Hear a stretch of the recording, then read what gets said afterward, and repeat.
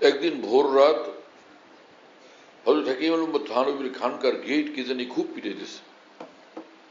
হ্যাঁ, অনেক জোরে জোরে গেট পিটাইতেছে, কিন্তু কেউ খোলে নেই, গেট খোলে নেই।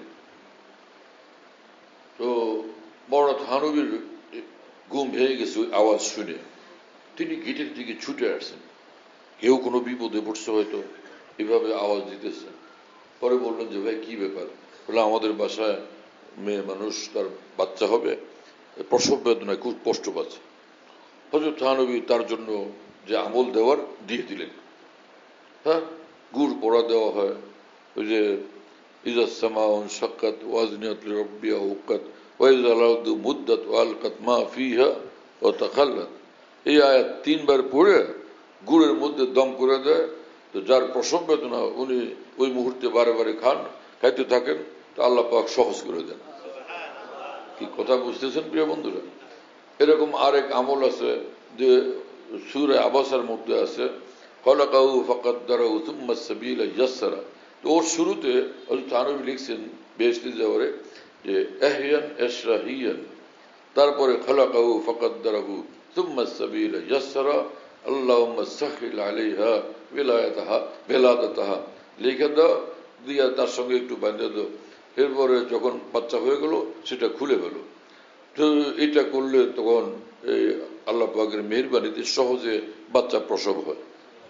হযরত থানবী সেটা দিয়ে দিলেন, যা দেওয়ার দিয়ে। পরে ওই দারোয়ানকে খুঁজলেন, গেটম্যানকে খুঁজলেন, তুমি কোথায়?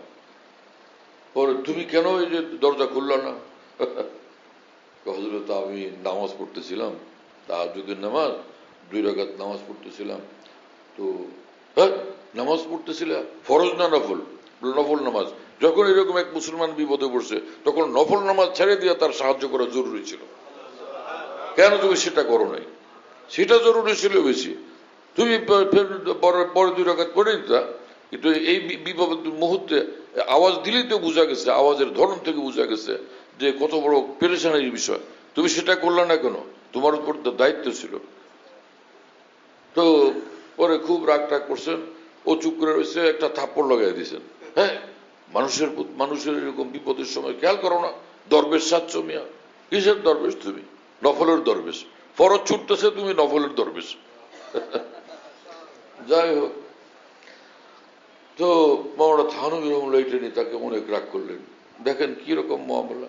হ্যাঁ, যে একজন মানুষের সঙ্গে সদাচার, একজন মানুষকে মহব্বত করা, একজন মানুষকে সম্মান করা অনেক বড় জিনিস।